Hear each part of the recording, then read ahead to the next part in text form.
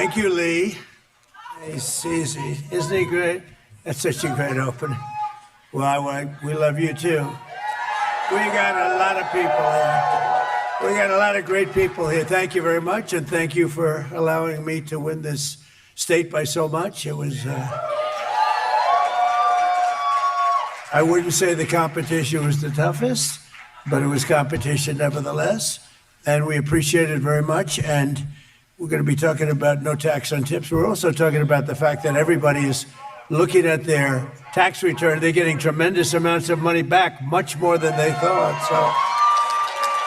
But it's great to be back in a place I love, Las Vegas. Did a lot of business here. We had great success here.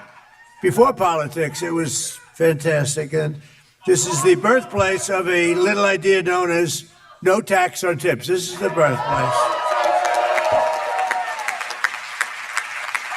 A young waitress came up to me during dinner and she said, "Sir, we should have no tax on tips." I said, "What?" Say it again. "We should have no tax on tips." I said, "That's the greatest thing I've ever heard." I walked outside to the fake news media. I say, "Ladies and gentlemen, there will be no tax on tips." That was it. It was not an expensive consultant. Las Vegas is the home of the largest concentration of tipped workers anywhere in the country, anywhere in the world, actually. And thanks to our tax cuts this week, thousands of Nevada waiters, waitresses, casino dealers, bartenders, bellmen, barbers, caddies. So I love those caddies. They're very good if you have the right caddy. And valets receive the biggest tax refunds of their entire lives, and you see it. And I just want to say you're welcome. You're welcome. No, it's all over. There's so many, even in the fake news, where they have these different. You always want to watch the enemy a little bit. You don't want to watch too much. You want to find out where they're coming from, and they come from dark places. But even there, people are saying, "Wow, this is really amazing." It's a great, big, beautiful bill. It came in, and we should call it the great, big, beautiful tax cut bill, because that's really what it is. Other things also, but regulations. But it's really, the tax cuts are enormous. So. It's just such an honor. I want to thank Secretary of Treasury Scott Bessent for joining us. Scott, he's become a big star. He walks down the street and the people are screaming, "Scott, Scott, can we have your autograph?" I mean, what I did, I created a monster. He's a monster now. That's terrible, but he's doing a great job. Along with Senator, look at Tommy. Where's Tommy Tuberville? Where's Tommy Tuberville? Tommy, the great Tommy Tuberville, Senator from Alabama. Thank you, Tommy. Nevada Lieutenant Governor Stavros Anthony. Thank you, Stavros. Clark County Commissioner April Becker. April. Thank you, April. Thank you very much. State Senator Carrie Buck. Thank you. Thank you, Carrie. Assemblywoman Lisa Cole. Lisa, thank you. We have a lot of power here today, huh? This is big stuff. And many others. We have a lot of people out there. I better not name them all because, we're in all these. Look at all the television back there. Isn't that terrible? So much. Last summer, thanks to our Republican majorities in the House and Senate, I signed the great, big, beautiful bill, the largest tax cuts and many other things for working families in the history of our country. It was actually, we added about 19 different bills. We were going to do one at a time or maybe two or three, but I said, let's just do them all at one time. And thank goodness we did, because the Republicans are out there fighting hard for a lot of good things, like no men and women sports, like no open borders. We have the safest border we've ever had. We have the safest communities. We have the best records.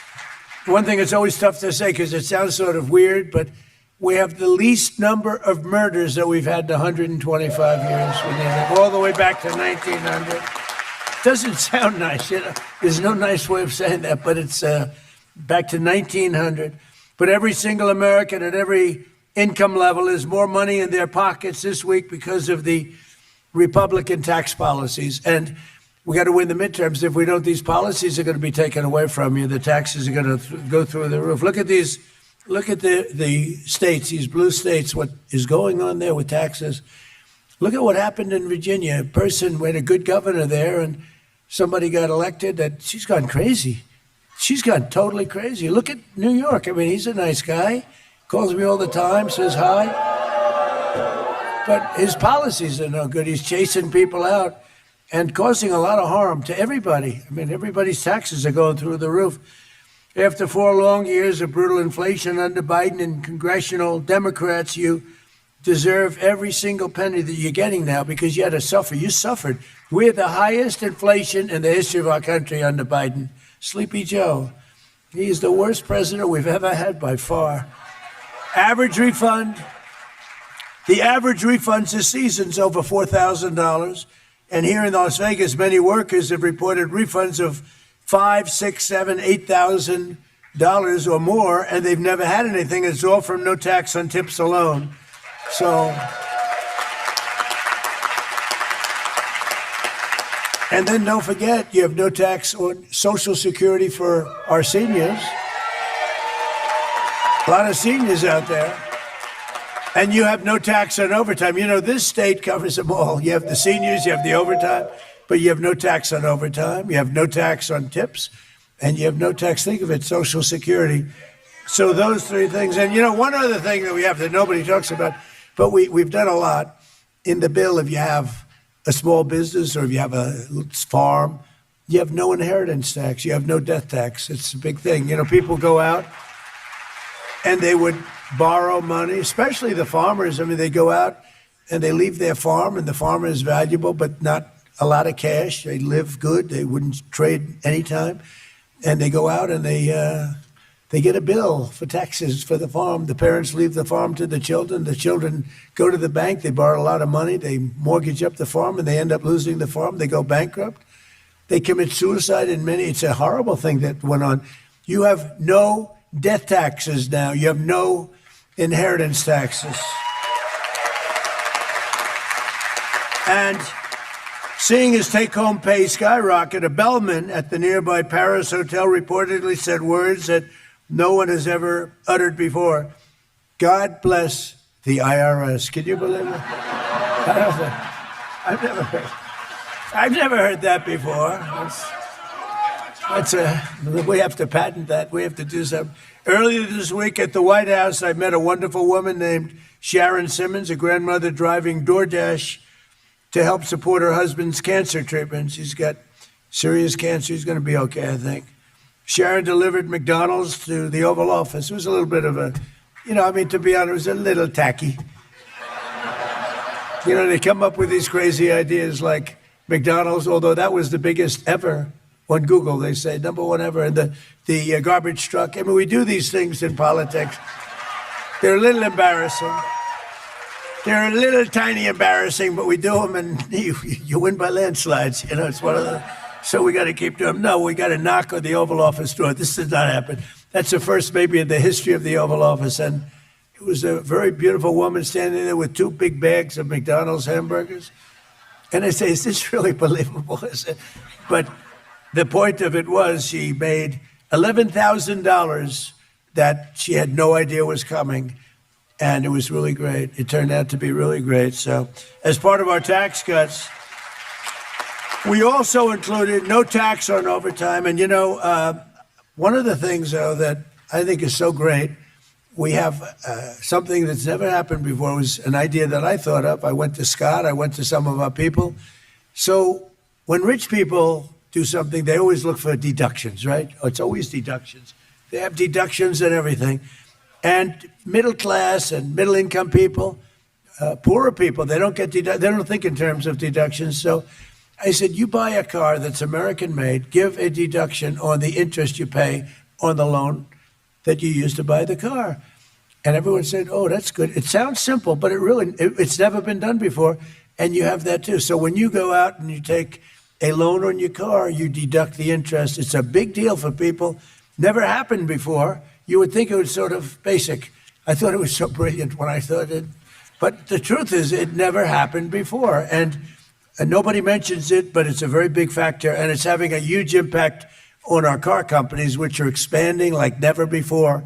We're selling more cars now. A lot of it has to do with tariffs. You pay no tariffs if you come here. If you don't come here, you pay a lot of tariffs, and we're raising those tariffs very soon. And not on you, it's on people from the outside that don't build their plants here. We have now hundreds of billions. We have actually $18 trillion being invested in the United States because of a lot of reasons, but because of tariffs. Because of tariffs. If they sell their product into our country, they have to pay tariffs. If they make that same product here, they don't. So they're coming in. I'll tell you, pharmaceutical companies are coming in at levels that nobody's ever seen. We're having our drugs made here. Our prescription drugs are being made here, which is something that's very important. So our tax cut for overtime workers have already been claimed by more than 26 million Americans, and Americans finally had the president, the kind of president who believes in them. I believe in rewarding you for the great work you've done, the great job you've done, and for having to suffer for 4 years of embarrassment. Our country was an embarrassment. Our country, a year ago, our country was an embarrassment, and all over the world they laughed at us, and they don't laugh anymore. They are not laughing. They're not laughing anymore. I don't think anybody. Just ask those. I don't want to be a wise guy. I don't want to speak too soon, but we do very well. You notice that we're doing very well, and I will say the war in Iran is going along swimmingly. We can do whatever we want, and it should be ending pretty soon. It was perfect. I mean, it's perfect. It was the power we have, our military. We have the most powerful military anywhere in the world. I built it 4 years, my first 4 years. And we're still building it. We're building it. We have the best military. We have the best equipment in the world, the best rockets and anti-rockets. You know, if you look at the way we shoot, you know, we had 111 rockets shot at one of our ships. I won't name the ship, but it was a beauty. And out of the 111 rockets shot, all 111 rockets, and these things move at about 3,000 miles an hour. You know, it's not like, oh, gee, we have plenty of time to think about it. Every single one of them, 111, were all shot down. Think of that. Shot down. They're laying at the bottom of the sea. So needless to say, it was a ship that they were shooting at. But we've had it. We had 101. We had 101, and then 2 days later, we had 111. Every one of them was hit. That's the equipment that we have is incredible. There's never been anything like it. So in addition to no tax on Social Security, over 51 million seniors now pay. Seniors are loving me, and I love them. Of course, I'm not a senior, so I cater to the seniors, but I don't happen to be a senior myself. Thank you very much. Over 51 million seniors now pay zero federal tax on Social Security income. 51 million. And they never saw that happening. And when I went to him and I said, how much would it cost for about 50 to 60 million seniors not to pay tax? He said, sir, are you kidding? This was Scott. They said, let's do it. Go ahead. And you know what's happened? The economy is doing so well. By the way, we had to do a little journey down to Iran. And I didn't want to do that, but we had to because we can't let them have a nuclear weapon. Can't let them have a nuclear weapon. And, you know, we just hit 50,000 on the Dow. I don't know if you people know what that means. 50,000 on the Dow is unthinkable. They said at the end of his fourth year, maybe, but more likely fifth or sixth year. My fifth or sixth year, that sounds good too. But remember, you know, the hat says 4 more years? It drives the Democrats crazy. It drives them 4 more years, 4 more years. I have to laugh at that one. They go crazy. What a bunch of lunatics they are. You know, we want to get along and we want bipartisan, but after a while you say these people, they're just, you know, they don't want to pay our ICE agents. They don't want to pay our security people. They don't want to take care of our border. They want to have open borders for everybody. They want to have men playing in women's sports. Think of it, men playing in women's sports. That's got to be a 95-5. Maybe it's a 99-1 issue. And I saw a guy today on television, a Democrat that I know. He's trying to justify men playing in women's sports. He's trying to justify open borders. No, we don't. We can't let them back in. They'll destroy the country. They'll destroy our country. But millions of retirees like those here in Nevada, and it's a very important word, Nevada. Don't ever say the other way. I'm not going to say it because they'll say it. I won't say it the other way because they'll put it. He said, you lose the whole state. Yeah, I don't know. It sounds pretty good the other way, to be honest with you. Some people, but Nevada is beautiful. And seeing an average deduction over $7,500 this year, which is incredible. The great big beautiful bill is filled with tax cuts Americans are only just beginning to discover. So the tax cuts turned out to be larger than anybody thought, even us. I mean, we didn't think it was going to be as much, but people are getting much more. It's come from that. And the Democrats don't know what to do because they used to ridicule it, the great big beautiful bill. And now they're saying, don't mention the words. Just don't talk about it because it's been great. But we got to keep it. We have to win the midterms.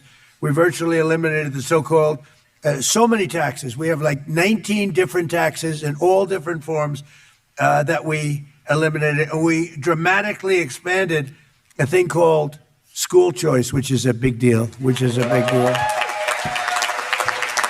We made homeschool expenditures, the homeschoolers. Do we have any homeschoolers here? Right? Very good. Congratulations. Homeschool expenditures tax deductible. We created the brand new Trump accounts with Michael and Susan Dell. The Dell family. They're great. What a great family. But he put up $6.25 billion. Namely, he did a good job in life. He's putting up more. He came to me with the idea with some of his friends. His wife is fantastic, by the way. And he said, these accounts where children will grow up, and by the time they're 18 or 20 or 21, they could have $100,000. I mean, they may be poor. They'll have $100,000. What a big difference. So I just want to thank the Dell family. It's great. Buy their computer. I said, how did you get so rich by doing computers? He said, well, in college, I was good at computers. I'd just sit on my bed, I'd make computers, and people would buy them, and he never stopped. Sort of an amazing story, if you want to know the truth. But we have a $1,000 contribution for every newborn child. Think of that. 5 million have already been opened. It's been incredible. People are going out there doing it. Some are buying it from many other children. Some are taking some richer people are taking lots of people under their wing. We have one man that took the state of Ohio, and he's obviously pretty rich, and he's made the contribution on behalf of so many children. It's really turned out to be amazing, actually. And we made interest on new car loans deductible, which I told you it's a big deal. I think it's really something, but only if it's made here, and that's only if it's made in America. And we're proud to see it being made in America. We used to have, when I was growing up, it would say everything made in America. It meant it was better. And then over the years, it disappeared. We brought it back, and we make great products now. Today, when you see made in America, it's, generally speaking, I think it's a better product. This tax season, over 1 million Americans already deducted their auto loans and their auto interest. Think of that. And they're saving a write-off. They're having a write-off of over $2,000, sometimes much more. And you get a full write-off. It's pretty amazing. Together, these brand new cuts and deductions in the Republican bill have been claimed by nearly half of all tax filers. So in one form or another, more than 50% have taken advantage of the things that we put into the bill. By the way, we have a lot of other things other than that. We have incentives. We have the expensing for businesses, and the expensing is such a big deal. You have a business, you're allowed to deduct it immediately as opposed to over 38 years and other things. And to me, that's one. We had the best economy in the history of our country in my first term, and we're blowing it out now. We're blowing it away now. And despite our little diversion to the lovely country of Iran, lovely place, but we had to do that because otherwise bad things could happen, really bad things. So we've sent out, and I think you're going to see some incredible results, for those people that question it. You're going to see some, the job we've done has been amazing.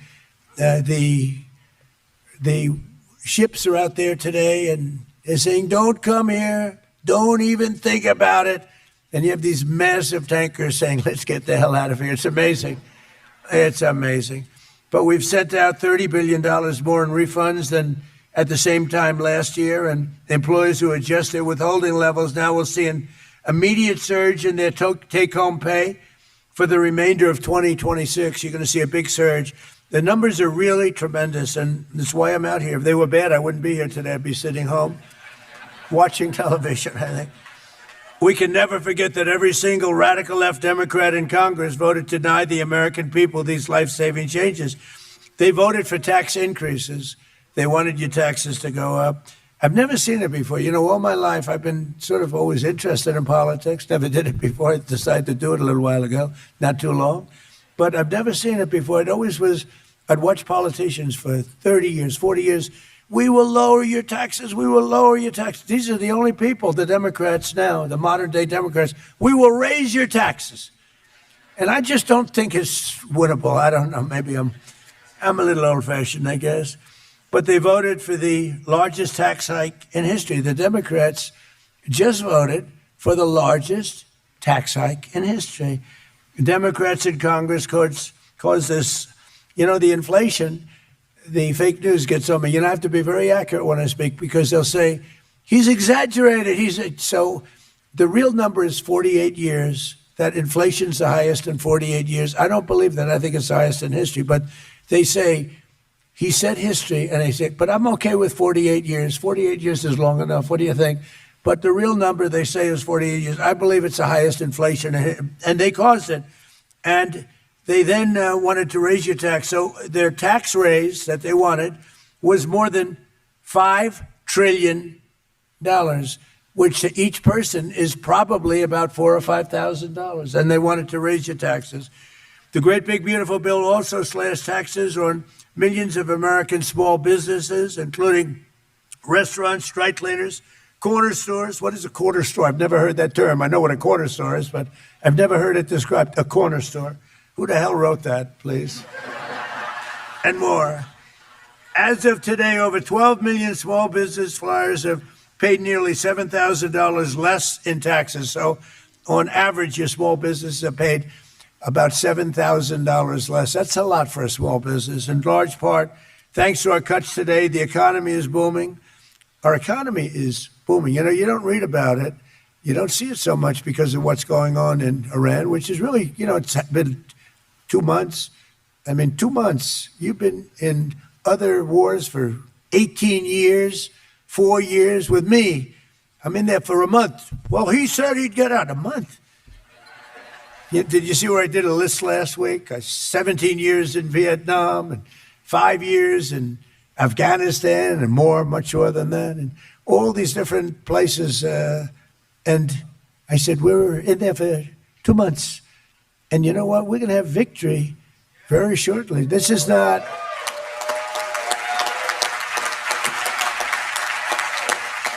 And against a very tough, smart country. These people were fighters.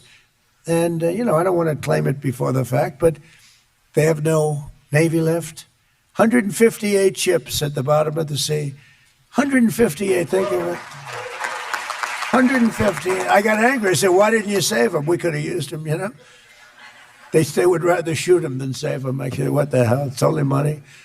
But some of them were good. They had one named the Soleimani. You know what, the Soleimani? We took him out. He was the worst, one of the worst terrorists in the history of this country, this world. They killed many of our people. Many of our people have been killed. When you see a young soldier mostly going around without legs, without arms, with their faces so badly injured, it was Soleimani that did that. The roadside bombs, they were just terrible. He was the father of the roadside bomb. We killed him. And that had a big impact on Iran. That had a big impact on Iran. Because he was, I think it maybe would be a different story if he were around. I mean, he was a horrible person, a horrible human being. He was a mad genius, but it probably would have been more difficult. We still would have won by fast, but it would have been not probably as fast as it has gone. In the report released last week, core inflation was down to the lowest level in 5 years. And very shortly, we're going to be probably 8 or 9 years. Don't forget, we're having some fake inflation because of the fuel, the energy prices, which everybody said was going to $250. We were talking about that, Scott. They said $250, $300. I mean, today, what was it? It finished at $89 or $90, right? And that's in the, we haven't settled yet. Maybe we won't, but I think you're going to be pleasantly surprised. But think of that, how well we're doing, and we have this. A lot of people thought that inflation would be through the roof and the stock market would crash. Well, we just hit an all-time new stock market. So it's amazing. I had people, we have consultants, great guys that we both know, we see, they're very talented. Sir, if you do this, fuel is going to go to $300 a barrel, right? One guy in particular who we like a lot. But I said, I don't think so. I think we're going to be good. We always find a way. You got to find a way. But, sir, don't do it, sir. $300 a barrel. It's going to be a wild thing. It's going to be horrible. The depression is going to happen. Well, it's not going to happen because we just hit a brand new all-time high. Then fuel's at 89. It's actually a lot lower than that in a lot of areas. So, but let's not get away from, let's see what happens over the next week or so. I think you're going to be very impressed. And if you are, vote for the Republicans in the midterms, okay?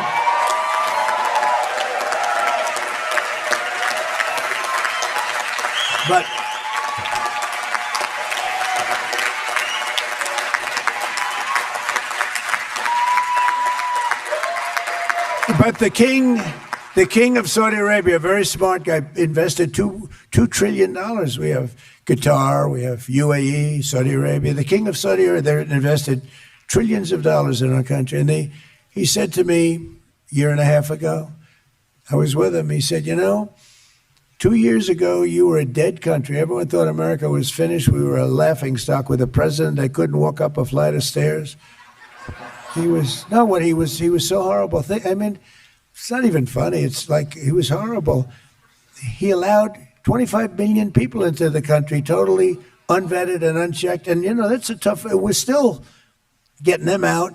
And we had 11,888 murderers, 50% of whom murdered more than one people. Let into our country. They emptied their jails into America. But the king said, 2 years ago, you were a dead country, and now you're the hottest country anywhere in the world. Look at us. We're the hottest country in the world. So, pretty good, right? So, to talk more about these incredible things that are happening, I'm going to ask really a respected guy, a great guy, too. He's difficult, this guy. He's difficult, but he's great. And, when he speaks, the whole market gets soothed. When I speak, the market goes a little jittery. And they say, Scott, go out there, clean it up for me, Scott.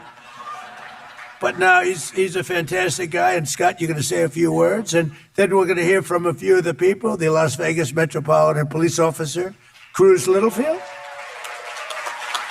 the co-founder and CEO of a local nonprofit called Power to Parent, Erin Phillips, a bartender and makeup artist, Erica Cassell, and a longtime culinary worker, Nicole Williams, and then we're going to hear from a few others. We're going to go pretty quickly. But, Scott, do you want to say a few words, please? Thank you. Yes, sir, and thank you. And, Mr. President, it's an honor of a lifetime to be part of this administration, and I thought that your supporters here would like a little behind the scene of your incredible first year. This administration has gotten more done in the first year, and let me tell you how that happens. I remember going to see the president February 2024 at Mar-a-Lago, candidate Trump, and he was talking about no tax on tips. He said he'd been out here and he had the idea, no tax on tips. Service workers should keep their tips. Fast forward, July 2025, the working family tax cuts, the one big beautiful bill gets passed by Congress, and here we are, April 2026, within 24 months, President Trump's idea, it became the law of the land, and we are seeing record tax returns, and the people of Nevada, the people of Clark County are way higher than the national average because of no tax on tips.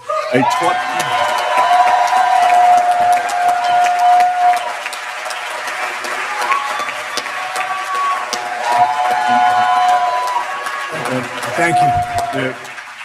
President Trump's policies are reviving the American dream. Yesterday was tax day, and under President Trump, we are celebrating how much more money hardworking Americans will keep, not how much the government will take. Thanks to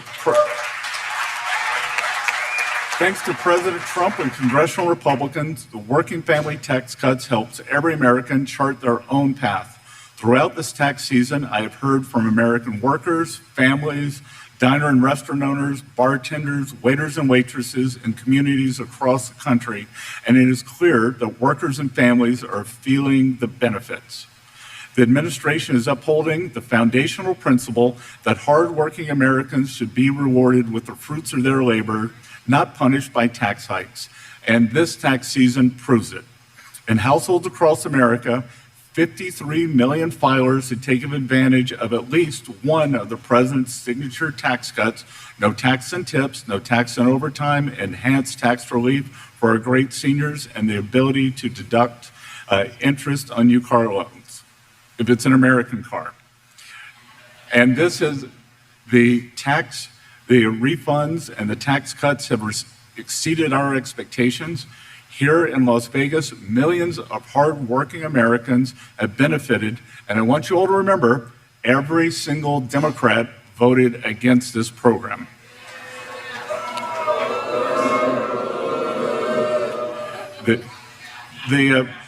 So more than 6 million filers they have taken the advantage of no tax on tips.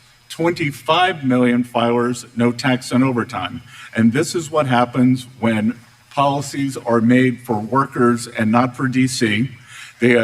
And also, as the head of the IRS, I want to also tell all of you two things. Go to trumpaccounts.gov if you have not registered your children for Trump accounts. It's very easy to remember, trumpaccounts.gov, and fill out form number 4547.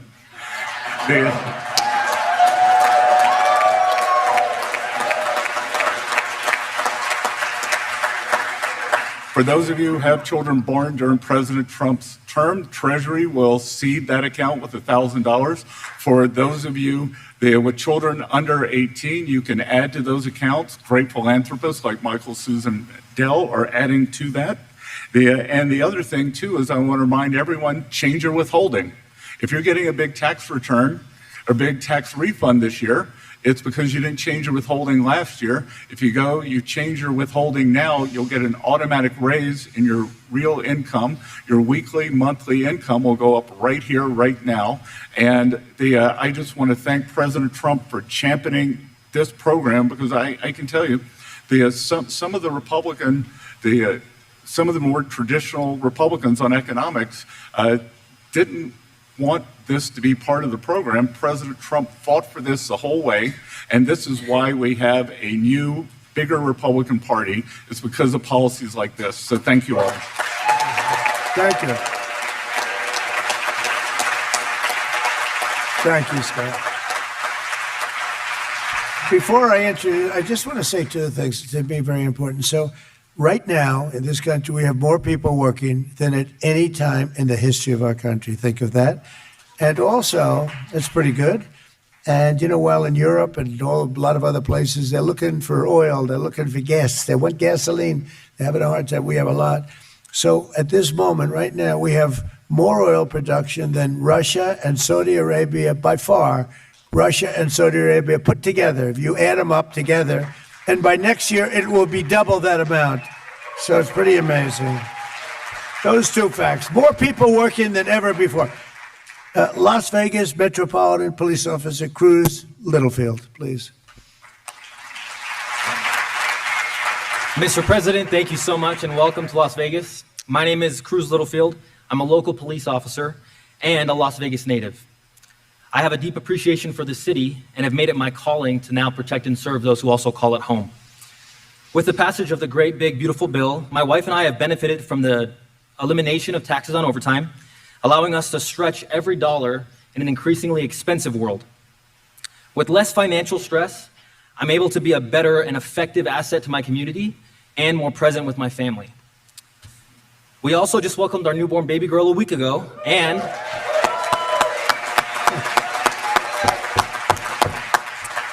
and have already contacted our CPA to make sure that the Trump account gets started and Good, set up. that's good.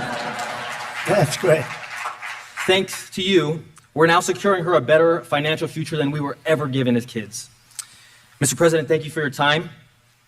And thank you for your continued efforts to support the American people, especially here in Las Vegas.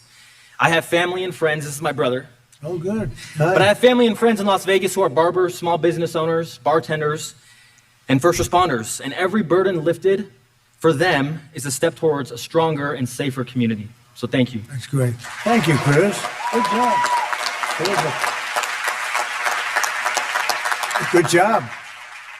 The co-founder and CEO of a local nonprofit doing really well called Power to Parent, Erin Phillips. I'm right here, actually. Hi. I'm Erin Phillips. It's an honor to be here as a mom and a founder of this nonprofit organization. We believe that empowered parents protect kids. And so everything we do flows out of that idea.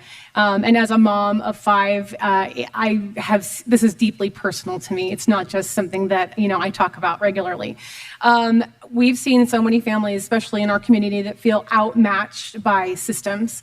And so what we do is we try to empower them to advocate for themselves through policy and really just help with their children's education in general, and any issue that is a parental rights issue. So that's what we do. And I just want to thank you for what you've done in regards to protecting women's sports. We know that, when we protect women's sports, we're really protecting the opportunities that our daughters have. And I have daughters myself, and so it's so important. And so many girls have already been hurt. So thank you for what you've done on that level. And then, it also helps them know that they're worth protecting and that they matter. And I think that's something that we haven't shown our girls prior to this.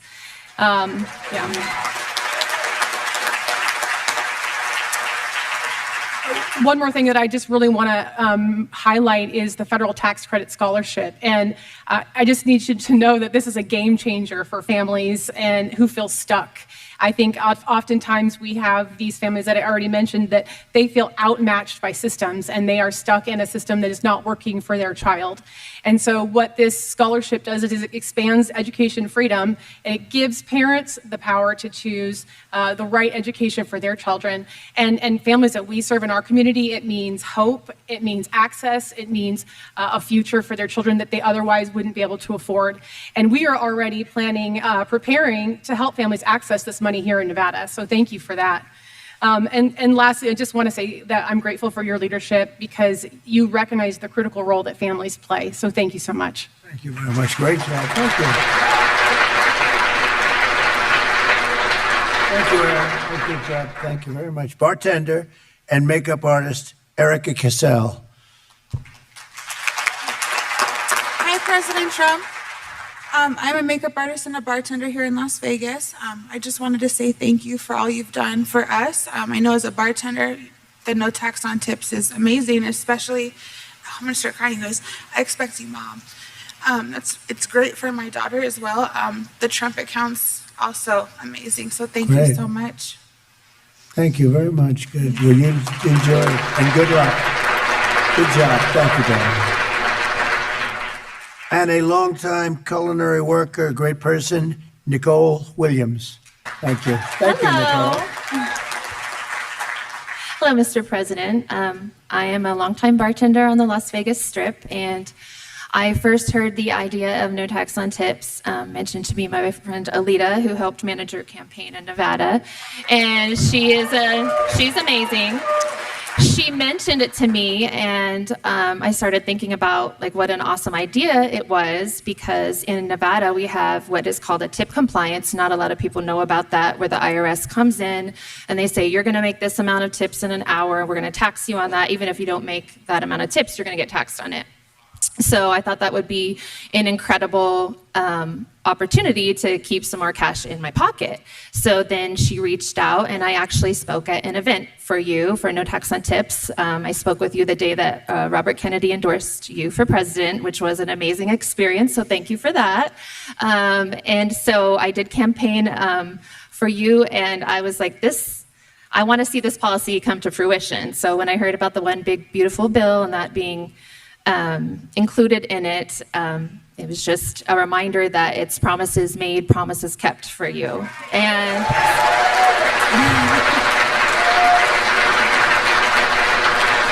so to see that come to fruition was amazing. And I do have 7 children, so the earned income tax credit for them is going to be helpful as well.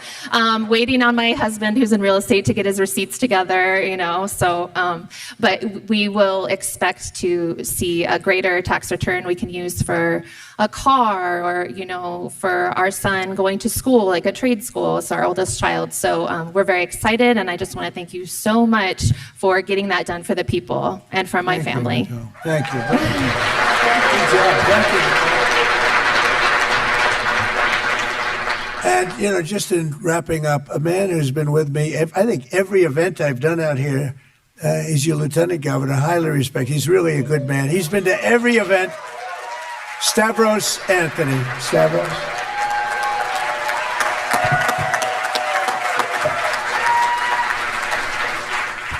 Mr. President, Mr. Secretary, first of all, welcome to the greatest city in the world, Las Vegas, and to the great state of Nevada. So one of my responsibilities as a lieutenant governor is the chairman of the Nevada Tourism Commission. So I work with a great group of individuals to promote tourism in Las Vegas and in the state of Nevada.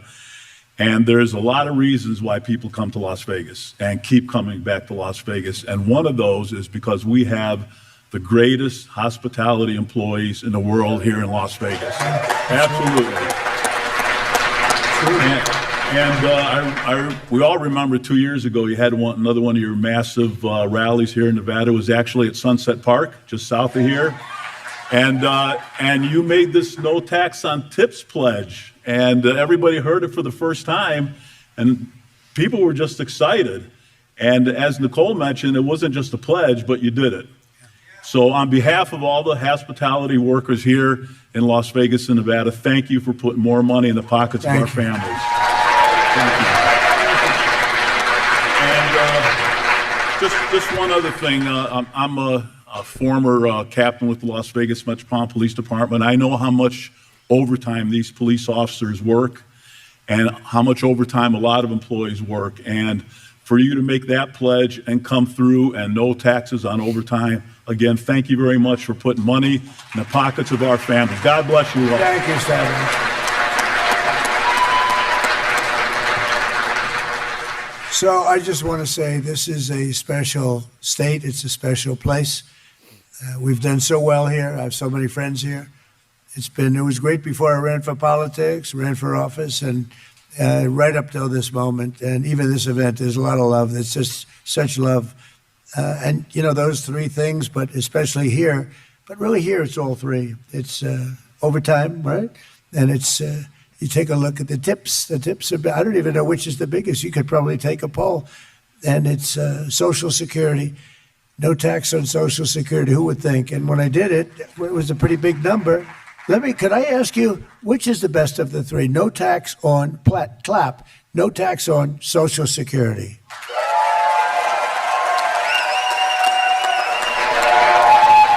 That's not bad. Okay, ready?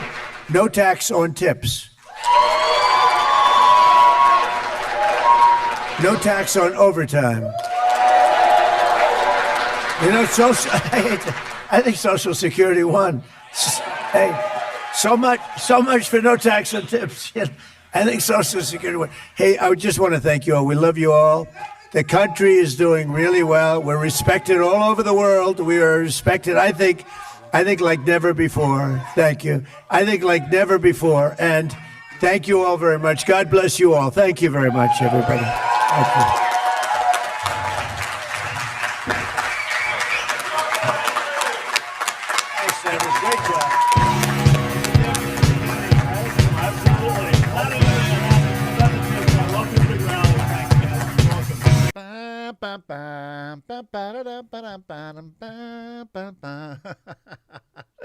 Hey, welcome back to the Dennis Herrera Show. This is the second half of the day. No tax on tips. Actually, that is some very great news. A lot of people took advantage of it. I asked my friend, he works at Denny's. He's been working at Denny's for decades. He literally has a career, being a server. Now, I've done server before, and I can tell you, I make on a good weekend, and no, I was not a stripper. I was a server. On a good weekend, I will make over $500 just in tips. And the worst thing is, like, a lot of people wanted to tip more, but it had to be paid with card. And when they pay with card, then automatically all the tips get charged on there. And it's, to me, it's like I always counted my tips, and I still pay taxes on it. But it would have been nice to keep every one bit of those tips on there, because I don't know why they thought it was okay to tax tips. I never understand this idea of getting taxed on tip. I don't know. Maybe I'm just ignorant. Maybe I'm just dumb about it. But again, a tip is like free money. It's just like, you're working for it. There's a difference, but they don't go and tax the people begging for money. Some of these people make $300-$400 a day just begging. And I mean, they're not paying taxes. I mean, those are just handouts. They're tips, whatever you want to call them. But I don't know what the hell I'm saying with that. Oh, I just know that, hey, listen, if they're charging me per hour labor, they're not paying me what they're supposed to pay me in the beginning, okay? So all my tips should be sort of a benefit to me. Oh, man. I can't believe that. I can't believe that. So President Trump is going to be 80 years old on June 14. I am going to be 50 years old on June 16. That means that President Trump is 30 years older than me, and this old man has more energy than I do. I'll tell you that right now. So anybody coming in here trying to clown on him, please. He ain't no Joe Biden. Let me just tell you that much right now. And if you get to be 79 years old and you are as agile as he is and active and productive as he is, man, God bless you. You're amazing. But I know that by the time I'm 70, who knows? Who knows how I'm going to be? I can only hope that I can be, half as good as he is today, because he's already making me look bad at my age. I'll tell you that right now.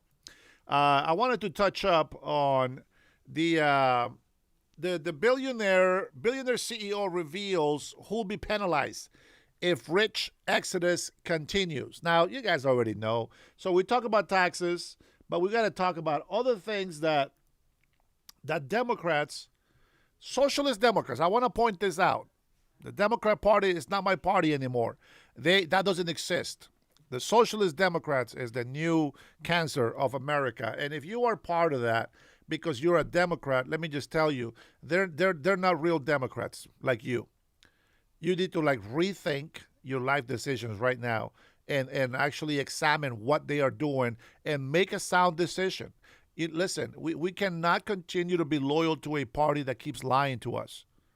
You got to be able to switch and hope that we can get this Democratic Party back in line, because we have too many mentally ill people in government. It's no joke. And the problem is that these people look semi-normal. You wouldn't know they have a problem. They had to be diagnosed. Like you see them and you don't even know. You can't tell, but the decisions that they're making, they're irrational. Like, I'm going to give you an example, and I know maybe some veterans might get mad at me for this, but let me tell you something. The Senator Tammy Duckworth, I think she's from Hawaii, right? I think that's where she's from. She's the senator that got deployed. I don't know if it was. I think it was in Iraq. What was that? The Black Hawk helicopter that got shot down by a handheld rocket launcher, I think it was, or grenade launcher, and she lost both of her legs. But she's the senator. Is she a senator? Yeah, she's a senator, right? Yeah, she's a senator. Tammy Duckworth. And she's lost her damn mind. This lady is out of her freaking mind. Now, with her, I don't blame her, right? Because she lost both of her legs. I get it. Maybe a little bit sour with life. I get it. But she is talking about, how Trump is a coward, this and that. And I'm just like, okay, lady, there's a lot of presidents that didn't serve in the military. Barack Obama was one of them. So we shouldn't be talking shit about anybody. I don't believe that everybody should go to the military in order to serve this country. I just don't believe that. Not at all. I don't believe that at all.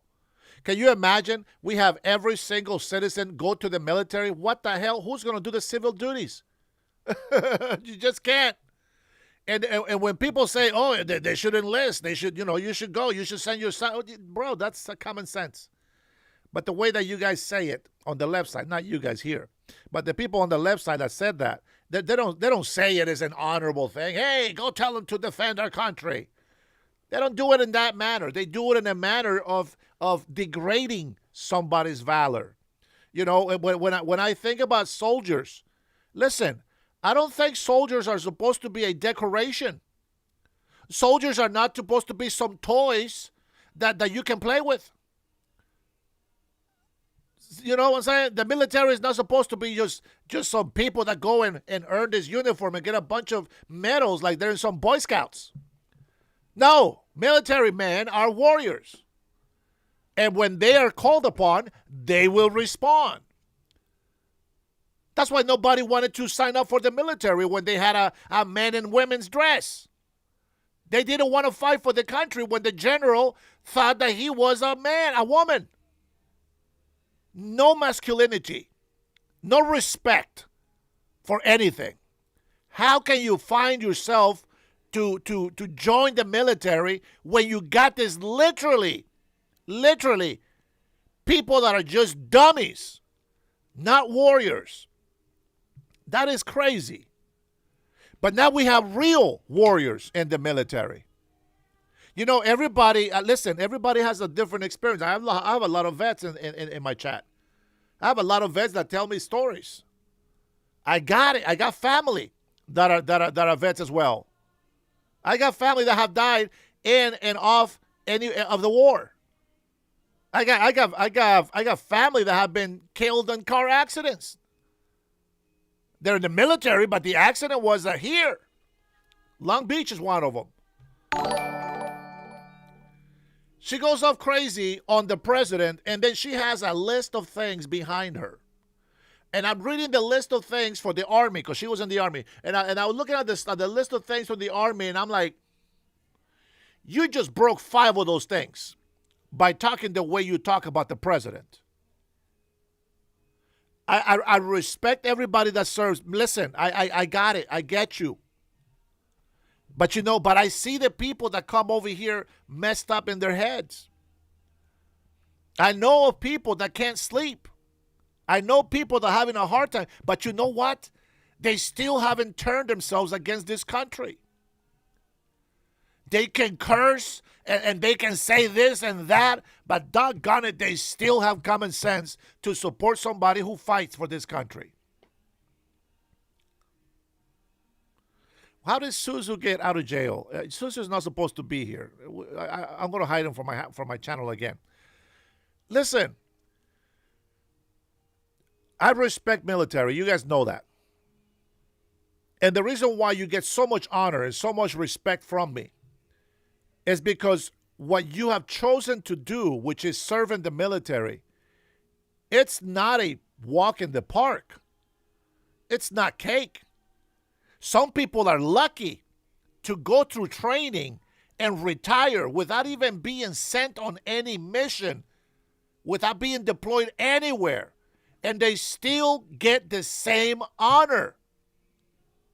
You can be a clerk here in the States, in an office, but because you have the uniform of the military, you get the honor that we give our soldiers, even though your ass didn't even see no war.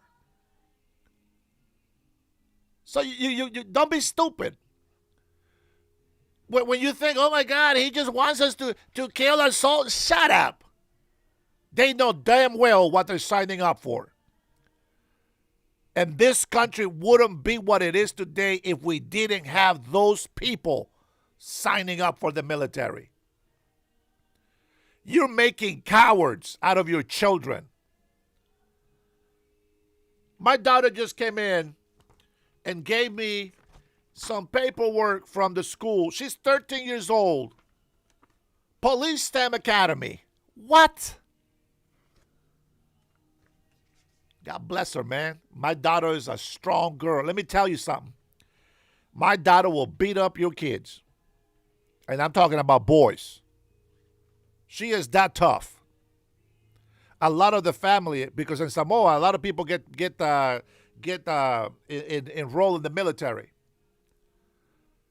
Boy, if my daughter was a boy, oh my goodness. Right now, I'm going to tell you right now, I'll be looking to see what college she's going to play for.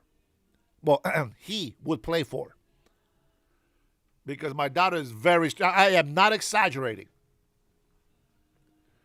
I had the one of the teachers that she has in her school came and asked me, man, what are you feeding your daughter? And I said, well, what happened? I already know what happened. She beat him in arm wrestling. And I was like, well, yeah, you know, she can't beat me. I don't let my daughter beat me. I make her fight for it. You know what I'm saying? And she's very strong. But you know what? She's still a female. I still defend her. And of course there's going to be probably girls bigger than her or guys. But the main thing is that I'm not here to to make excuses for why the kids are not in the military. If they want to be in the military, that is a very honorable thing to do. Man, Police Academy. 13 years old. She's got to go. She's got to sign up. If that's what she wants to try, she needs to go try it and see if she can make it. I know she's strong. I know that she's very dedicated. And I know that it'd be a good thing. Hey, how you doing, Mel? So I'm going to give her a chance. If my kids want to go to the military, hey, listen, this is what's going to happen. You might get deployed, might come back with half your body. Maybe you might not come back at all. That what you want? Yes. Okay. Well, you honor me. You honor me and you honor this country. And yes, the hard part is to send our children to go die for people that don't appreciate them. That's the worst thing you can do. You know, we got thousands of soldiers right now all over the world, placed everywhere. And when you come over here and you say that they're just fools, following orders to their death, what are you saying to those people? You can't tell them that. Jason Beatrice, he's one of my members here. His son is in the military. This warrior could not wait to get deployed. He's just over there, just jumping, put me in, coach. Put me in, coach. Let me loose. Let me go. And that's what I'm talking about. That's what I'm talking about. That's the real American warriors. You know, some people don't understand this. And I'm going to tell you why I am different than my older brothers and why I beat up my older brothers. Let me tell you something. Since as far as I can remember as a child, since as far as I can remember from a child, I've always been a warrior spirit. I take a lot after my father. I don't take a lot after his skin color, but I take a lot after my father on his spirit. And let me tell you, Honduras might be a third world country right now, and it might be full with corruption and all this other shit, but I can tell you that my family comes from a very, very noble family, and they are warriors. Our whole purpose was to defend our families. That was it. Courageous, not stupid. Courageous, meaning they were fearful and they overcame that fear. All the way back to the 1500s when the Spaniards came over to Honduras, they could not take Honduras over because our Indians were too strong. And you're going to tell me that you have cannons and musks and all this shit and you can't beat some Indians with bows and arrows? Well, they couldn't. They couldn't do it because they were real warriors. They didn't care if they died for their family. But they also didn't go out there and try to get themselves killed. They're smart warriors. And I think that every single person in the Navy, the Marines, the Air Force, the Army, the Coast Guard, everybody, every single one of my servicemen are warriors, and I love them because they are better than I am. They are real men and real women fighting for us. And I'm going to tell you this. Our military will be successful. We will come back victorious. They will come back, and we will honor them with tears of joy and thankfulness and gratefulness, while the rest of the people that are against us reap the benefits of the few that are actually courageous and actually support and defend and protect this country. Everybody else, if you are a veteran and you are now speaking against the president and you did many tours, you should still be supporting President Trump because he honors you. Why did you make an oath to serve? Do not forget your oath. And don't let these retards tell you that President Trump is giving you illegal orders, because it's not. I'm going to tell you something. I have always defended those who were smaller than me, even when I got my ass handed to me. That's just the way I've always been in my life. I hate to see people being mistreated and in trouble. Why do you think that I cuss people out sometimes? Why do you think that that I'm always like getting in trouble with people? Because I don't stand for injustice. If something is not right, I got to say something. You know, at work, I got in trouble one time. I'm working with this guy. He's a Gemini like I am, but he's a wuss. We're having a talk, and I'm talking over there about, you know, our people that are out there, you know, doing what they got to do. And the guy is just whining, and he's just like, oh, no, I don't want to talk about that. And you know what? He's like, he gets mad at me, and I tell him, I said, stop being a pussy. And yes, he was my supervisor. I said, you got to stop being a pussy and stand up for your country. Goes to the manager. Oh, well, you know what? He called me a pussy. And the manager comes over with HR, and then we go up to the office, office upstairs, and then we sit there and talk. And he's like, "Oh yeah, well, you know, he's talking about this. I told him not to talk." But I was like, "Listen, man, you were the one that brought up the conversation about this, and that." And then the manager is looking at me, and I said, "Hey, listen, I'm gonna say if something is true, I'm gonna say it. If something is not right, I'm gonna let you know. You know how I am."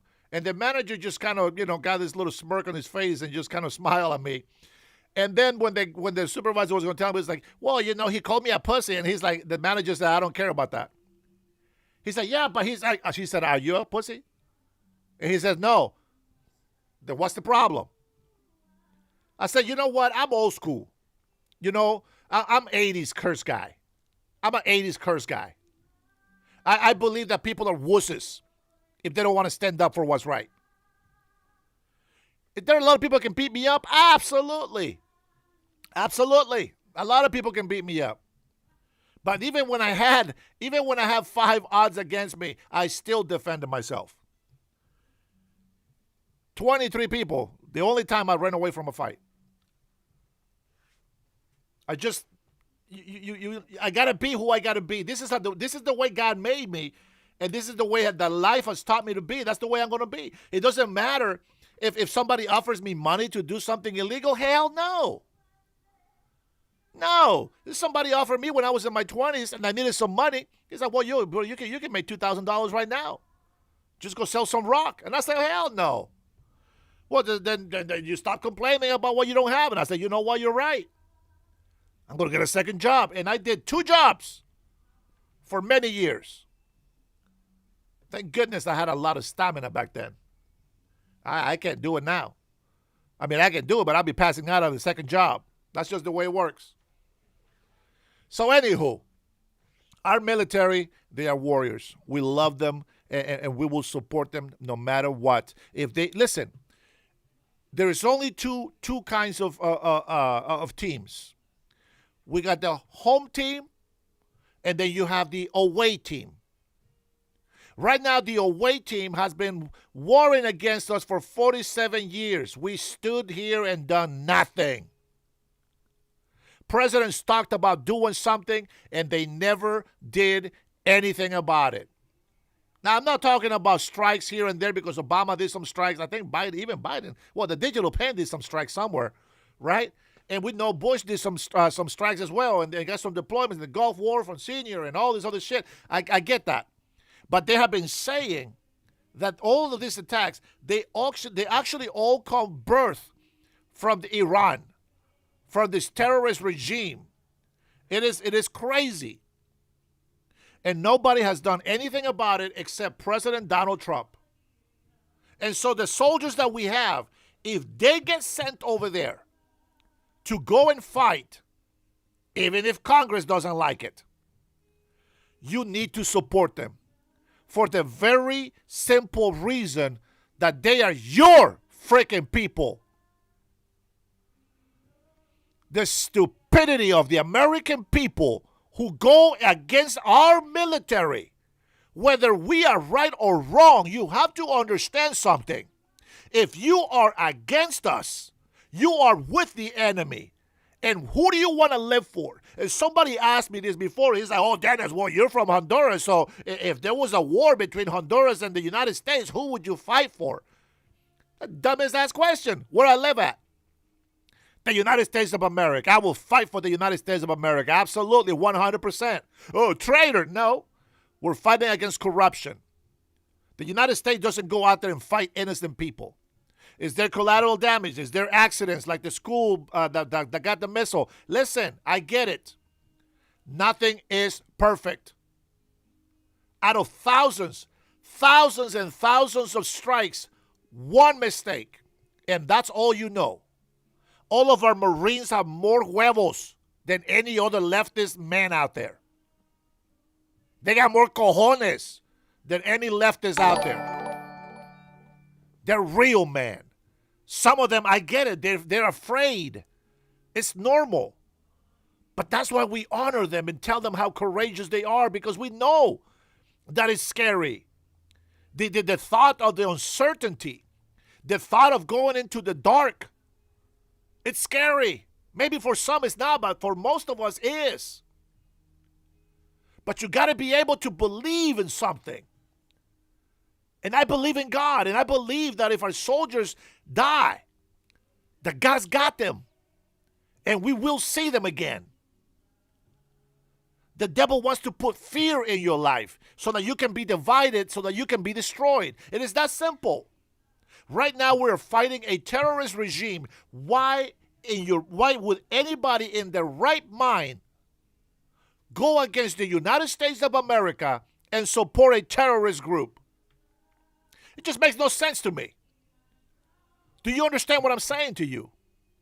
Whether we are there for the right or the wrong reasons is irrelevant. That's our military. You never wish for our military to die and lose. I don't understand why people can't see that. You think that the Muslim Americans give a shit about our military? They don't. They don't. You think all these Indians that come in here and migrate into our country, you think they care about our military? They don't. You think all these illegal immigrants that come into our chats and to our conservative channels and all these millions of people protesting on the street because they're illegal, they're paid protesters, etc., you think they give a damn about our military? They don't. But doggone it, we do. We do.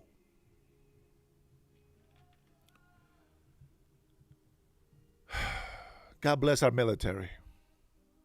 I don't care what China has. I don't care what Russia has. I don't care what the UK says. I don't care what NATO says.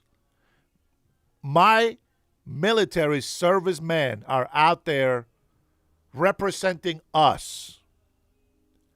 F what the world thinks about it. We will always stand for our American military no matter what. If you are not for us, you are against us. Simple. Very simple. You think the innocent children over there are worth more than our innocent children? Innocent children go to God. Automatically, they're innocent.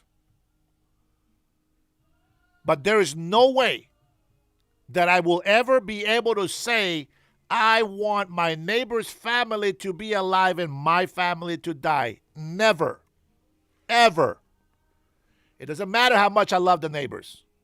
Doesn't matter how much I like them. I will not ever turn my back on my family. The United States military, that is our family. You don't hand them out to dry. If you come into this country from a war, from a tour, and you saw some crazy ass shit, you got to ground yourself on why you went there in the first place. If you went for money, I get why you're confused. If you went just for education, I get why you're confused. But if you signed up saying, I am willing to die for my country, you have no problem understanding why what happened, and why you're back over here. My love to my veterans. I know the ones that can't sleep. I know the ones that have nightmares. Brings tears to my eyes. What can I do? Nothing. That's the sacrifice. That's the price you pay. Some don't even see war. Some don't even get deployed, and they have PTSD because of something that happened. War is nasty. War is the last thing that we want to do. But we must do it if you want peace. You know, people keep talking about, diplomacy. Listen, how many times have we used diplomacy and they keep attacking us? Right now, listen, right now. Let me play this clip for you.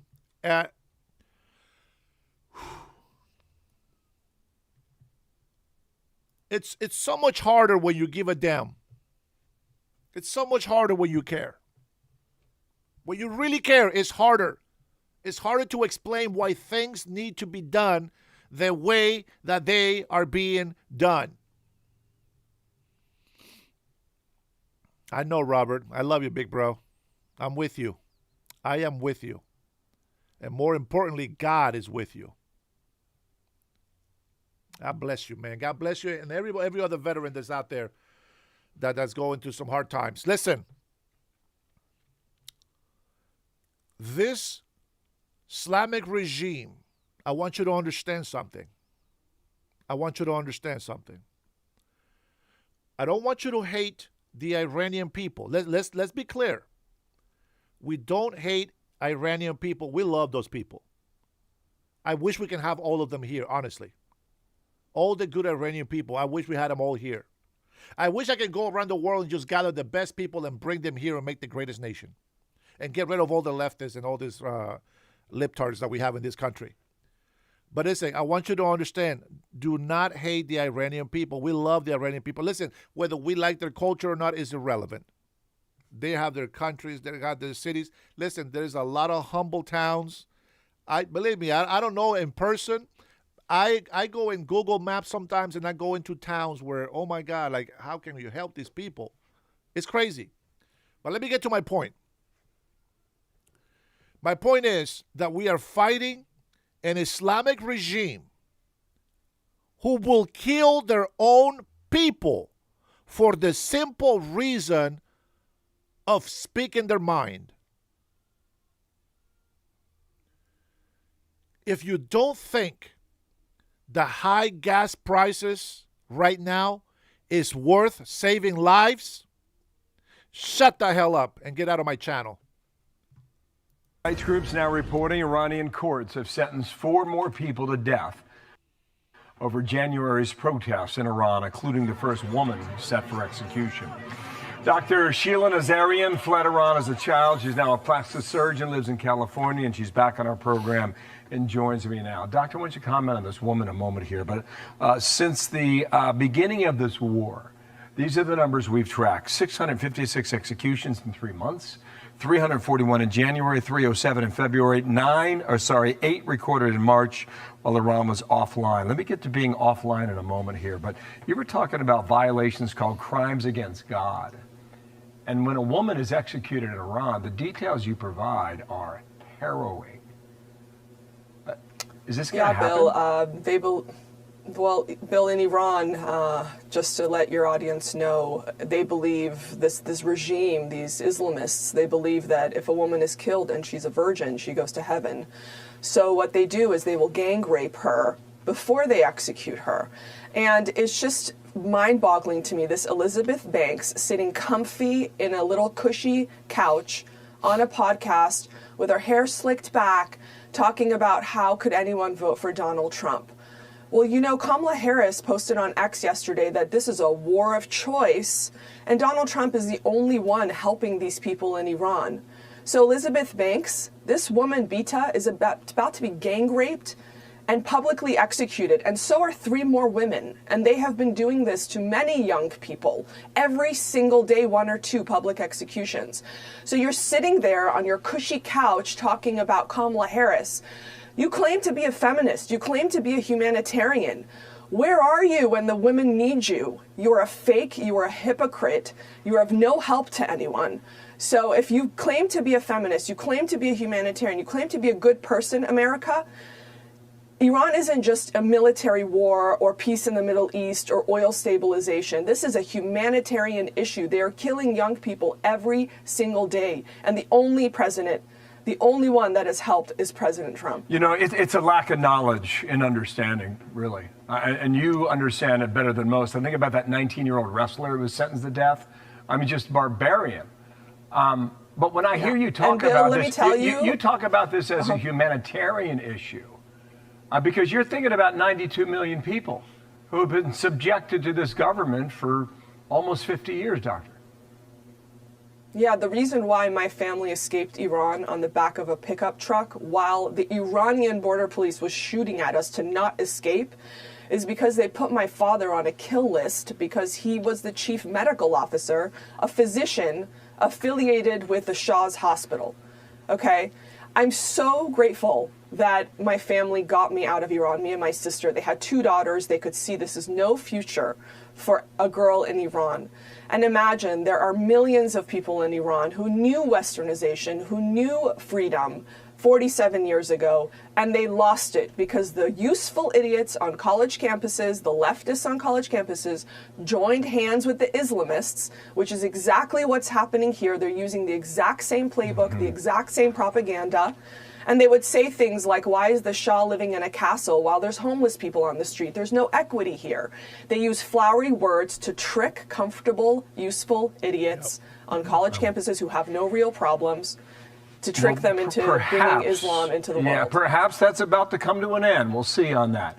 Quickly on this, New York Times, even as most Iranians remain cut off from the world, many officials and a limited cadre of Iranian elites have been granted an open connection through what critics call whitelisting. So we think, like, for 48 days, the internet has been basically out.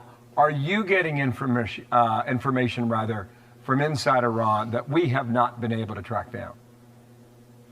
The only things that I'm hearing from Iran is that they don't want the bombs to stop. They are more afraid of this regime than they are of the targeted attacks that Israel and America are doing. Doctor, thanks for coming on.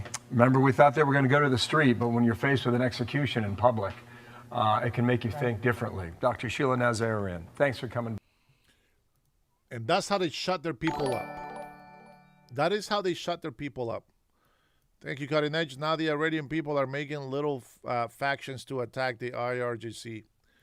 You know, I don't know if you guys were aware of this, and I haven't really followed the story on this, but I heard that President Trump, like we sent the Iranian people weapons, and I can't remember who was who was the people in charge of this, but we send them weapons so that they can defend themselves, and apparently the weapons never made it to the Iranian people. Can somebody collaborate on that? I will appreciate it. So anyway, I need you to understand something, that we are here and we are supposed to protect our military no matter what they are doing. Obviously, we don't want them to do bad things. We don't want them to be like, the Kurds. Thank you, W. Yep, the Kurds. And that's gonna be a problem. I don't know what's happening there. I'm sure that the General Kane and them, they have it all figured out. But that's what I heard. I don't know the actual facts about it. It's just a rumor, hearsay. But the fact is, and I know that I am 100% right, 100% right. If you don't support our military, if you continue to speak negative about our military forces, you are part of the problem, and your ass needs to go to Iran and go help the regime. That's what you got to do. If you don't support, it's just the same thing as if you are an illegal immigrant. If you don't support the United States, get the hell out of this country and go live in the country that you support. It is that simple. There is no coincidence that we have a massive flux of invasion from illegal immigrants from all over the world, especially the Middle East. There's no coincidence. And and when we catch them, like in Minnesota, all these people, they stole billions of dollars from our economy to support a country of pirates in the northeast of Africa, Somalia. And the Socialist Democrats are the only ones fighting to stop investigations of who is involved. They're out there protecting Tampon Tim, Ilhan Omar. They're protecting all of these corrupted people. And even though these people are saying death to America, they still defend them. It just doesn't make sense to me. How can anybody in their right mind support these people? California's got the Nick Shirley Act that they're blocking. They don't want fraud to be investigated. Now, granted, I believe that there is some ways to go about it. I think that maybe Nick Shirley pulled the gun too quick. He should have recorded all these videos, all this investigation, and then make it legit and official with some actual, investigators and maybe some police or lawyers or somebody, and then release it. But the fact is, the guy did what he was supposed to do as best as he thought he could do it. The government, Gavin Newsom, and all these people, like, there is a flux. There's a massive migration. And you know what? At the end of the day, if people let it happen, it's going to happen. And that's just the bottom line. If they just raise taxes up the yin-yang here, some people in the future are going to want to stay here. Some people will probably still here and be here and just never own anything. And that can also happen. But you cannot turn a blind eye. We see fraud. The same people. Why is it that they have the same religion? Why is it? Why is it that they have to be Muslims? Why can't they be Buddhist? Why can't they be Christians? Let's not go with the Christians because there's a lot of things that we can talk about here, but they will just be theories since nobody has been investigating. And apparently everything is legit since they are a nonprofit. But still, the point is, why isn't there Christians saying death to America? Why isn't there Christians saying death to another country? We don't do that. We don't do that. And if President Trump says he's going to annihilate a whole civilization, it's because he needs to talk the language that they talk. He knows how to deal with people. The thing is, Dennis, is a freedom of speech. The law will be blocked and taken out instantly. Thank you, Cutting Edge. Well, they kill people in Iran for using the freedom of speech. Yeah, if you think that you should impeach Trump right now, you're a moron. And thank you for stopping by, but get the hell out of here. All right, listen to this. This is what's happening. We're going to switch gears a little bit. Maybe we'll come back to this subject, but this is what's happening here in New York. Here we go. CEO. Let me see. Billionaire CEO is going to give us some information here. So with me now is a New York guy, John Katsimatidis. Okay, let me see if I understand this. If I hightail down to Florida and buy a mansion down there, leaving me home a mansion in New York City worth $5 million, that mansion that stays in New York, that's going to be taxed. Is that right? That sounds pretty right, because if you make Florida your home, they're saying, we don't want you to have a legal home in Florida and then we get nothing. And I think that's what they're trying to create. You know, but there's two things in our city. 2% of the people, we said that before, pay 48% of the taxes in New York City, New York State. And if those people reach the oh crap level or whatever, that's what the president says, oh crap, so I can say that. What happens? They're going to keep the exodus will keep going on. And we don't want the exodus to go on. Wait a second. Mandami says that this threat of rich people leaving, that is imagined. That's his word. He's basically saying they're not going to leave. Well, you want to know something? Maybe the billionaires won't leave, but the rich people will leave. That is the difference. The middle class that makes more than $500,000 a year, and there's a lot of them. Yep. If the exodus continues, you know who gets penalized? New York City, New York State has 500,000 employees. If they leave, guess what? The 500,000 employees will have a problem. They'll start laying them off. And that's who gets penalized. And the pensions will have a problem. And we want New York. There's two things that are not negotiable. The quality of life in New York. And we want to be safe. We want to walk around safe. And we don't want to be, any particular class should not be targeted. Why are you targeting it? I mean, that's why the pilgrims came to America. But they got the money. The rich and the class that's got the money, and the rest, these socialists want it. They're going to take it. Well, guess what? I think it's wrong. They might end up blowing up. And that's what the problem is. One cannot hope. Now, Mandami, he made a surprising admission about the cost of what he sells in city-owned grocery stores. Watch this. When it comes to the products that we will be selling at these city-run grocery stores, there will be an essential basket of goods that will be guaranteed at a cheaper price. And please. Cheaper than what they're being sold at currently. I can't give you an exact example of the cost of a cucumber in our essentials basket, but what I can tell you is that when New Yorkers come to city-run grocery stores, they will see a clear price differential when it comes to those essentials. Okay. You run a successful grocery chain, Gristedes. Can he sell a basket of basic items at a lower price than you or anybody else? Oh, absolutely. I mean, because they said that they're not going to charge any rent, and they're not going to charge, if you don't charge me any rent right now, I'll reduce prices 20% tomorrow morning. You can do that? Absolutely. So he can. Don't forget, we're paying the highest rent in the world. We're paying you're paying real estate taxes, the highest in the world, and then we're paying a tax on tax. We're paying commercial rent tax on top of the real estate tax. In other words, we're taxing the tax. I mean, and then we have congestion tax. I mean, it gets harder and harder to do business. We want to have lower prices. If we don't pay any rent, 20% tomorrow morning. Okay, one last one for you. Secretary Bessent, he says he's looking towards gas prices. We'll put a pause in there. You want to talk about unaffordability.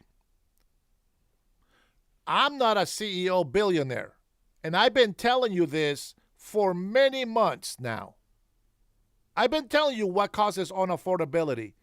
You heard it right there. If you didn't hear the same thing that I heard, did you hear that everything will go down 20% tomorrow?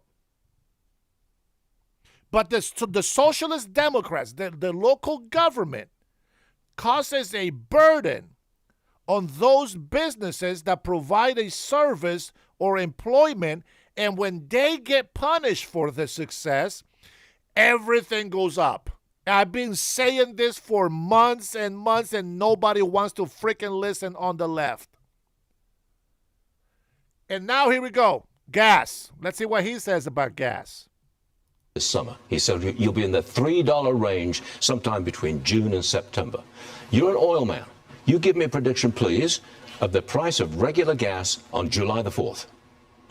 Oh, July the 4th. Was that 60 days away? What are we? I would say it'd be once the war is over. If we succeed in 2 weeks on what do we have left? 7 days, 8 days. If we succeed on peace with Iran, last time I was here, we went down $20 a barrel that morning.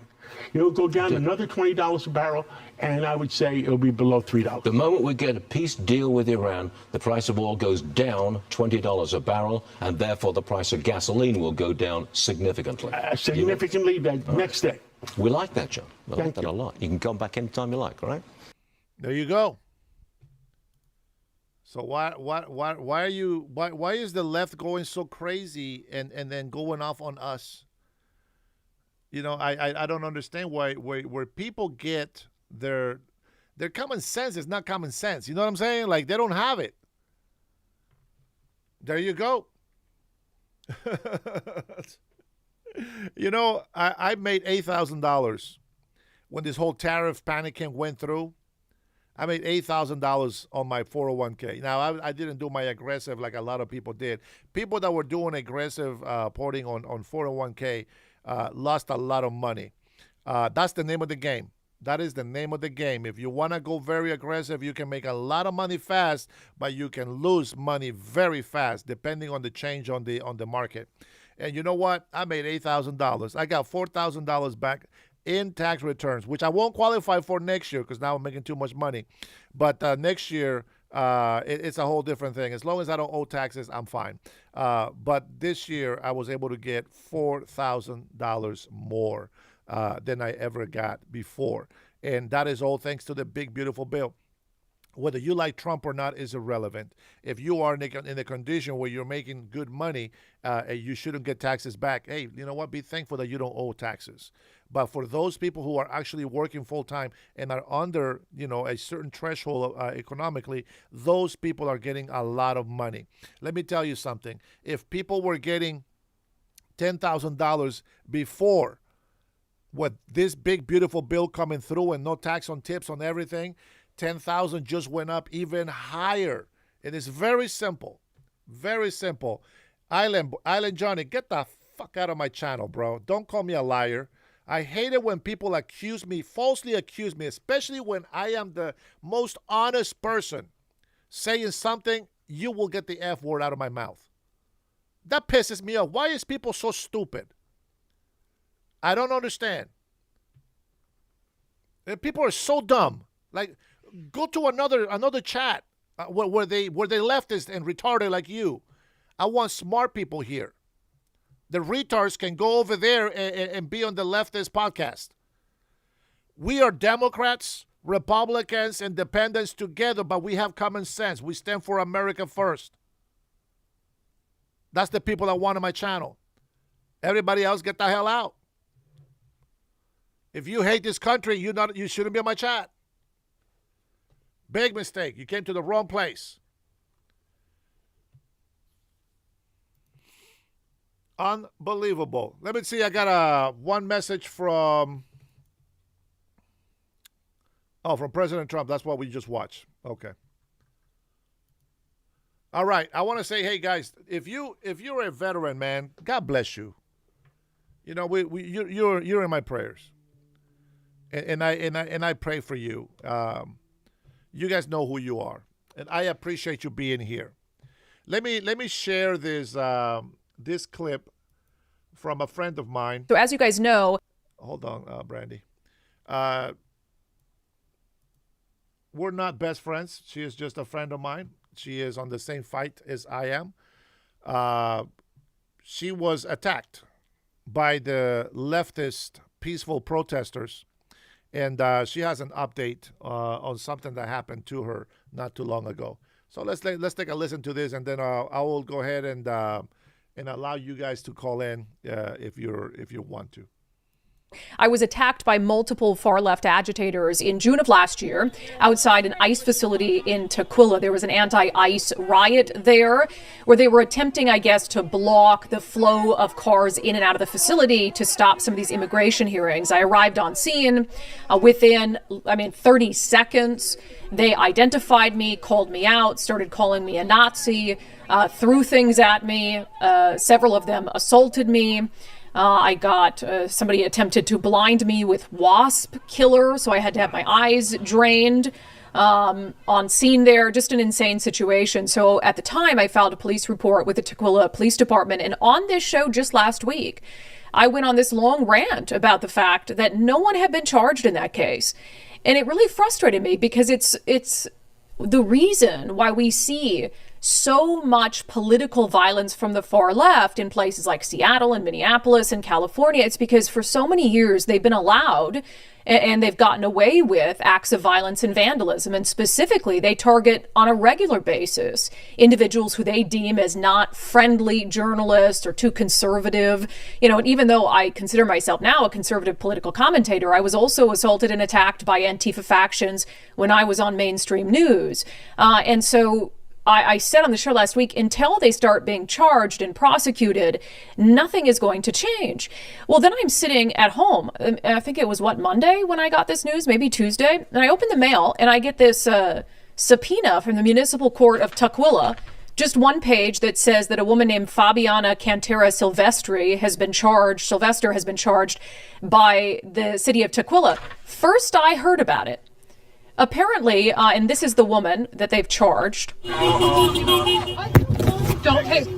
when you touch me with that woman there, don't touch when you touch me with that sign, it's assault, okay? So you're okay to be in my face, but don't touch me with that sign. Who hit me multiple times, followed me, wouldn't let me leave the area. They identified her as 30-year-old Fabiana Cantera Silvestre of Seattle, and they charged her back in December. And I'm finding out about it, and this is my only complaint. I'm glad they charged her. Here's the information from the Tukwila prosecutor's office. 2 misdemeanors, count 1, assault in the 4th degree, where she can serve up to a year in jail, and assault 2, disorderly conduct. Apparently that doesn't have to do with me. That has to do with the fact that they say that she was part of this group of protesters. They must have determined this by looking at other footage of the day. According to the police report, it says the Tukwila Civil Disturbance Unit had to move the protesters from the driveway to allow the employees of the building to escape. The protesters threw water bottles at fully uniformed officers and resisted moving off the sidewalk and driveway. And so she's being charged not only for her attack on me, but also for her disorderly conduct outside the ICE facility that day. Now, I'm happy to hear that, obviously. I will admit I'm a little frustrated because this is the second time I've had a case involving violence or threats of violence against me where I don't find out. They don't tell you they charge someone. And I think that's odd. And maybe that's just how our criminal justice system is now. But if you have the victim of a crime, don't you think that's your first call or notification if you're going to charge the individual who assaulted them? So I'm slightly frustrated about that. And I knew that at the end of December, I had gone down to Tukwila and I did a photo lineup, and they gave me 6 photos, and I very easily identified, despite the fact that her face was covered with a mask, I very easily identified the suspect. Obviously, I was able to positively ID her, and they moved forward with the charges. I just wish I had known before I got my notice that I might have to appear in court because she wants to take this thing to trial. Unfortunately, they still haven't identified the 2 other individuals, including this guy here. who was about the bottom of the barrel from humanity. If you've ever seen the video of how he speaks to me, the words that he uses, he also hit me from behind with a sign. Very brave, covered his face with a mask. Police have yet to identify him. And then, unfortunately, because I think this is of the trio, the individual I want the most, they have not identified the person who tried to blind me with wasp killer.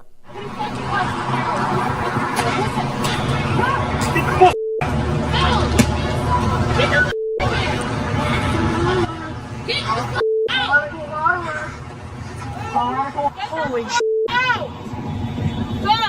Yeah, and I mean, I hate going back and watching and editing video of any time I've been attacked in the field, because it is a traumatic thing. I mean, I've been through it so many times, but you never go there seeking it. I mean, you never go there to instigate it. As I said, this attack on me happened within 30 seconds of arriving. I hadn't spoken to anyone. I was off to the side getting some video, and I try at every juncture to walk away and to move down the street while still trying to capture images of the suspects who were doing this. And there is absolutely a frustration that somebody who tried to blind me can't be identified. And that's one of the reasons why these factions hide their identities, is that has worked for them in the past. Now, I would like the feds to take that case. I'm happy the city of Tukwila is sticking with this case. I don't know why this young woman wants to take it to trial, considering she's on camera, and you hear me even warn her, when you hit me with that, that's assault, and she continues to do it repeatedly. There's witnesses there. So I don't know what kind of defense she plans to mount against that. I would just take the L and plead guilty and try to move on with your life.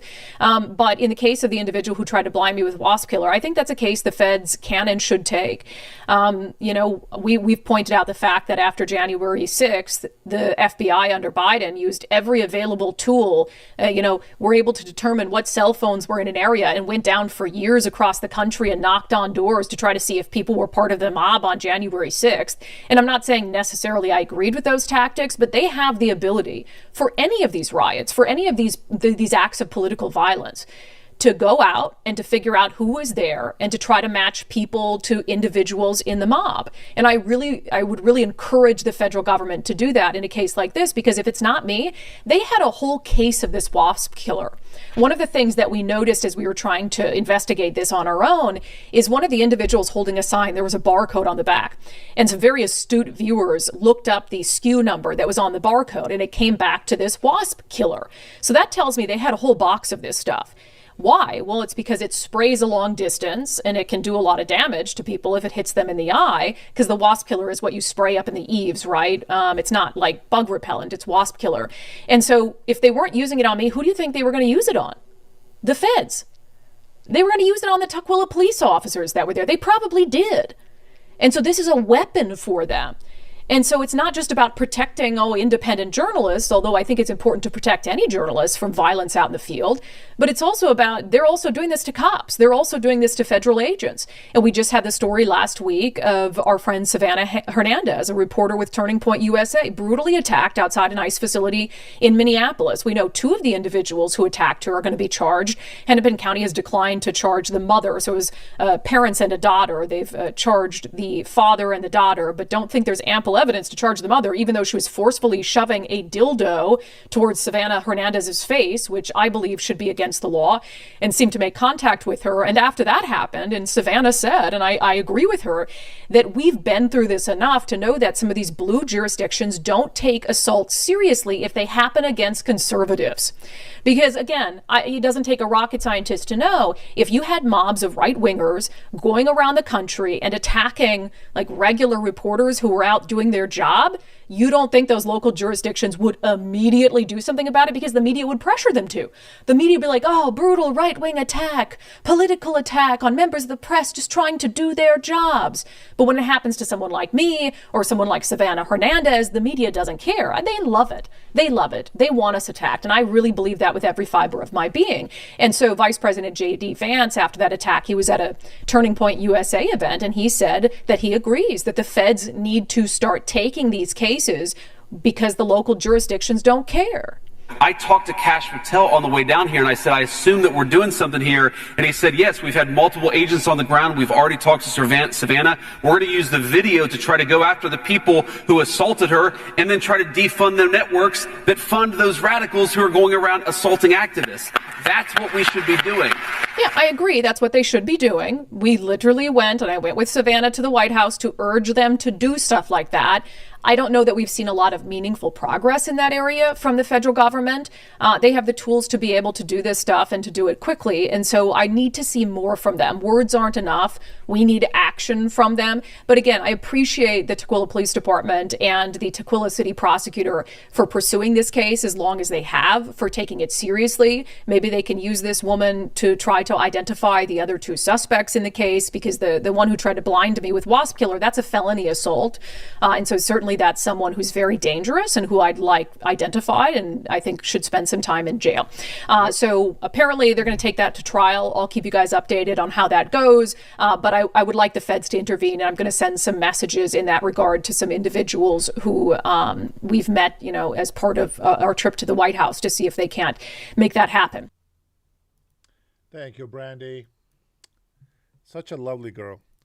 She is actually, she's pretty amazing, actually. We already know that there is people out there who don't love this country.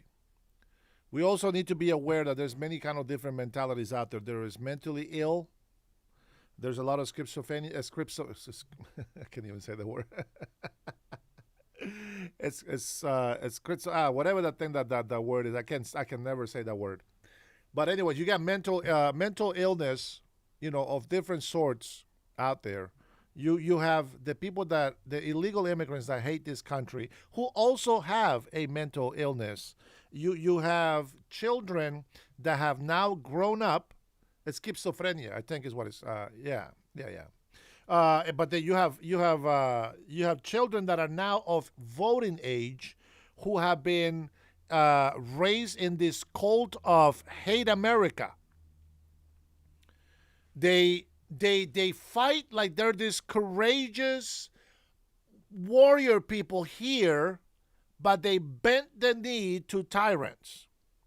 They go out on the street and protest no kings against President Trump. In the meantime, their governor is raising taxes of the yin yang. And as you saw the CEO from a New York business store over there, he told you one of the reasons why the prices go very high on food, etc., is because of all the regulation, all the taxes on top of taxes that they have to pay.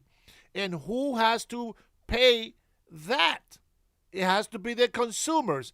I love the I love the common sense of the leftists.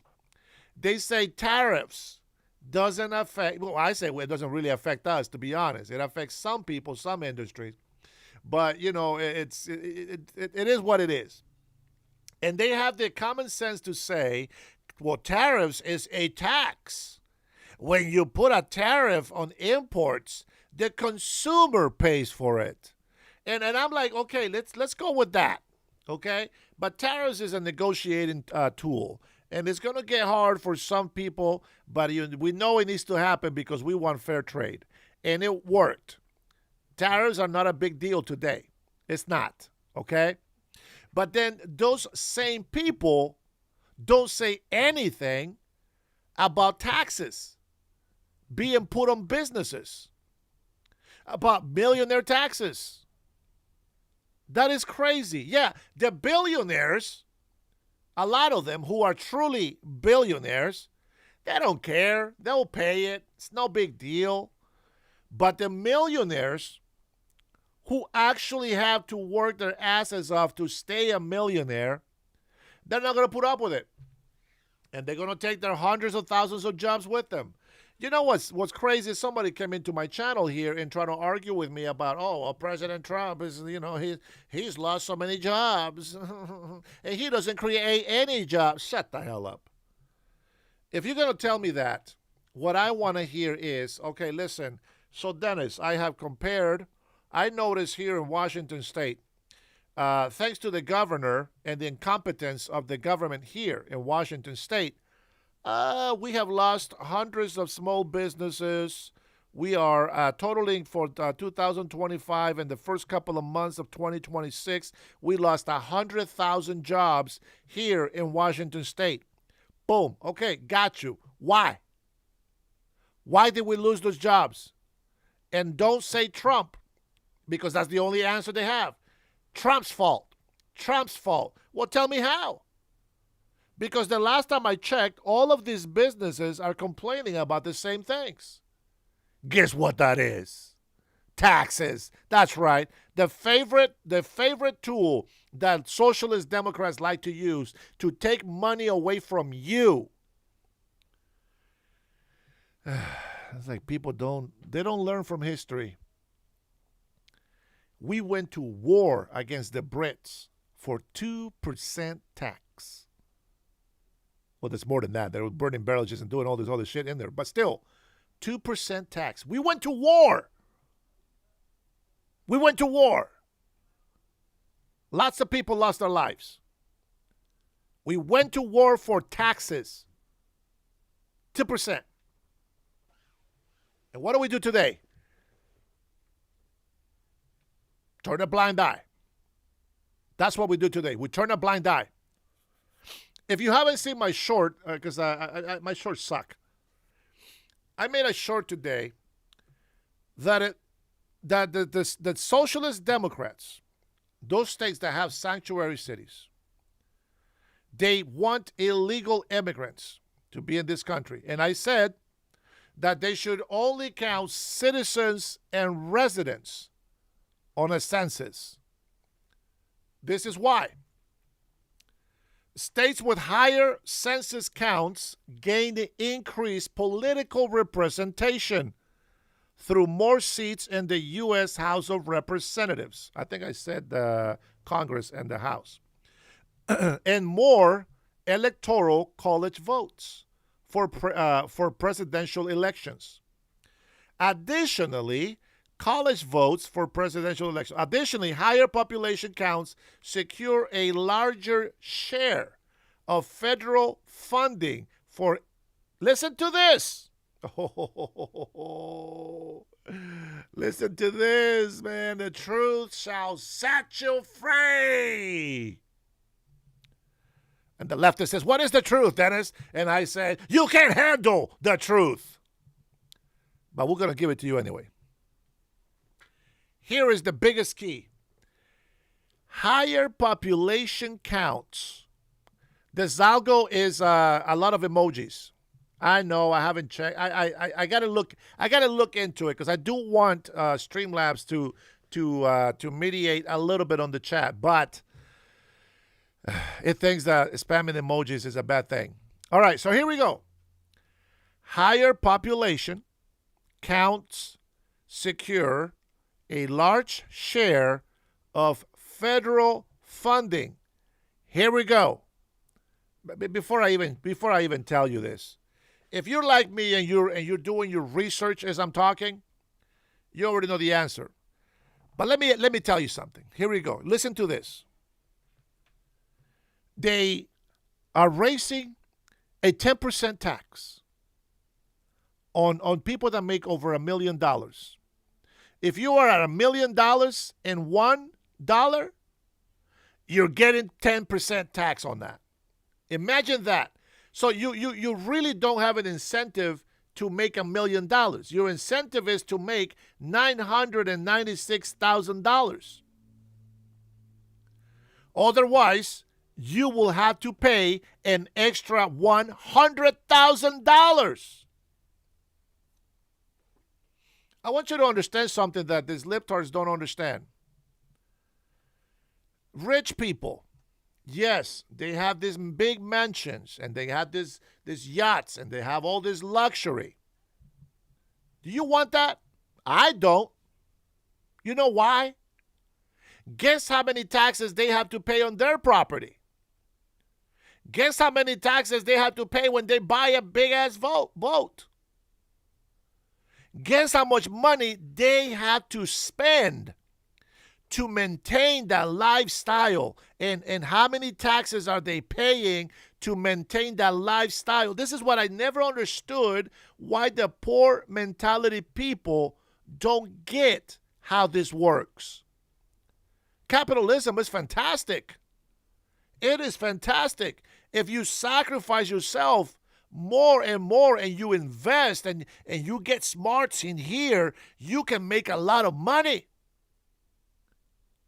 Why do you need a lot of money? Because if you, listen, I'm going to tell you, this is just me. I hope I don't lose my train of thought. I know what I got to tell you. I need a roof over my head, protection from the elements. I want to have enough space to be able to do what I need to do. I want to be able to have food on the table for my children. I don't need a $10,000 suit. I go get a $99 suit. I go get a $60 suit. I don't need to go spend $10,000 on a suit. I don't need to go spend $100,000 on a ring. I don't need to. Just go get a $20 ring. But be happy with your family. So my aspirations, I'm not too ambitious, I guess, about money. But that's just me. I would rather be somewhere in a place where I can go fishing, gather my own food, maybe some hunting. Let me tell you, I know I'm going a little bit on this and that. There is a channel on YouTube.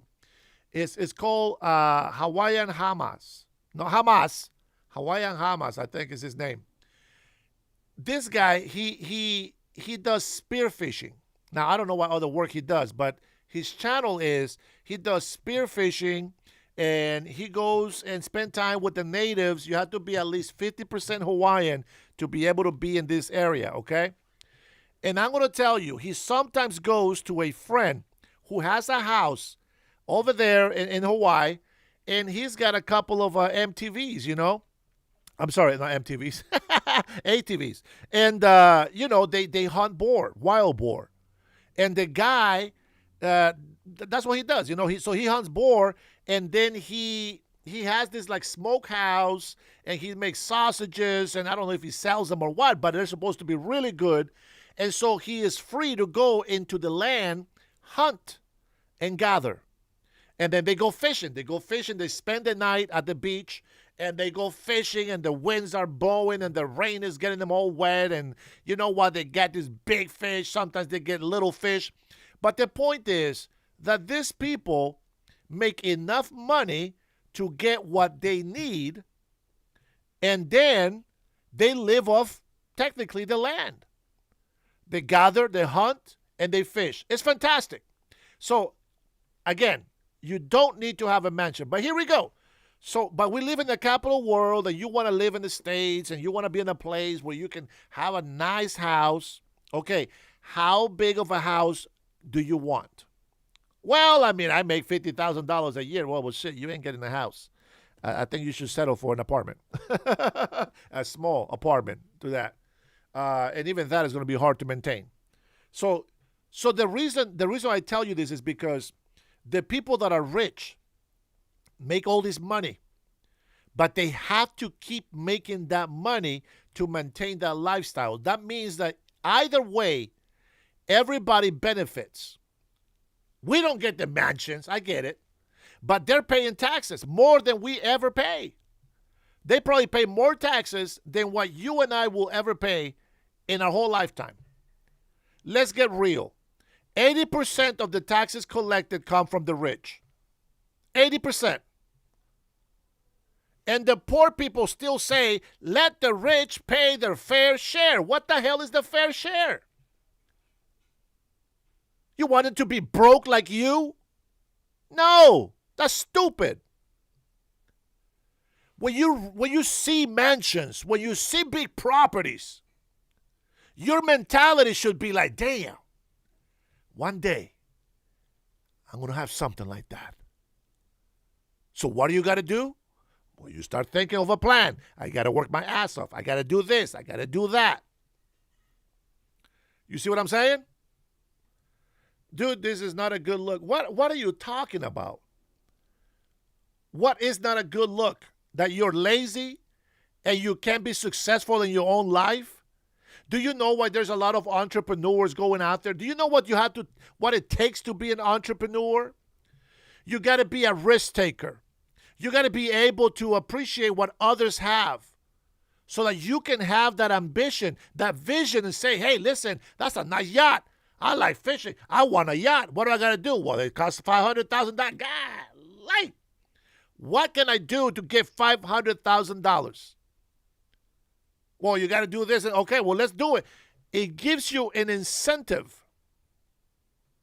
No, that's not the, no. I don't know where you're at. You lost me there. Okay, I don't know where you're at with the poop guy. You really have a good name. Everything that you think that you need from the rich people, you don't. Go get your own money. Stop being lazy. Stop being lazy. Now, with that being said, the government, now only the corrupted, incompetent government will do this to you. They will convince you that they have to tax you so that they can get things done. And when you retaliate, they tell you that they just need to tax the rich more so that you can continue to live on. But wait, it gets better. So they raised a $11.5 billion in taxes that was supposed to be used within 4 years. The budget is gone. They added another $2.5 billion in taxes with the millionaire tax. That shit is gone. Let me just tell you right now. We're not going to see it. And they always say, we need the money for infrastructure, for schooling, for the education, and for this and that. This is why you're paying high taxes, Washington State. This is why you're paying high taxes. It is ridiculous. It is ridiculous. All the taxes that they add on gets added to a sales tax, and we got to pay that. Now, there's no state income tax.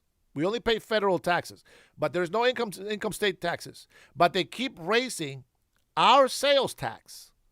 They screw the business owners by adding all these taxes on top of taxes on top of taxes. And then who ends up paying a higher price for it? You know it. We do. The consumers. So how is that helping our affordability? Now, here we go. Let me go ahead and finish reading what this does. When you have a lot of illegal immigrants, let's just say when you have a big population, you have a secure larger share of federal funding for infrastructure, education, healthcare or Medicaid, and social services. So let me ask you, maybe I'm just misunderstanding and you can probably correct me and help me out. So let me ask you, when they tell you that they got to raise taxes in a form of a sales tax, and business tax, and wealth tax, death tax, inheritance tax, property tax, luxury tax, I'm sick of saying taxes. I got tired of saying taxes just on those few things. When they tell you that those taxes are for this, then what the hell is the money from the federal government doing? It's supposed to be for all of this. But the socialist Democrats like to lie to you and tell you that we need these taxes, but we don't. What we need is a competent government that knows how to run their budget, that is not going to go waste $600 million to shave legs. I kid you not.